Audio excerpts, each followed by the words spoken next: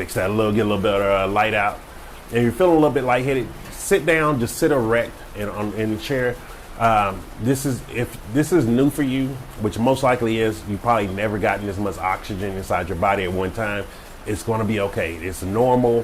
And as you're doing this more and more, this is why I tell you, do your super breaths for any time you're in a stressful situation. It's going to become normal and it's going to become a relaxing state for you. So let's go ahead and go into neutral.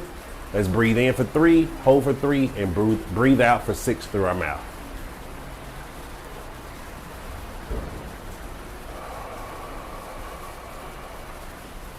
Ah, that feels great. One more time.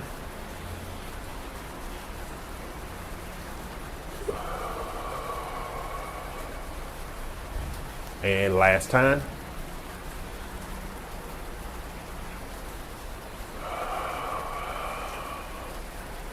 Ah, that feels great. I love doing the super breaths. It's a great way to start your day. Great way to, when you're having a stressful day, especially if you're at work, people getting on your nerves.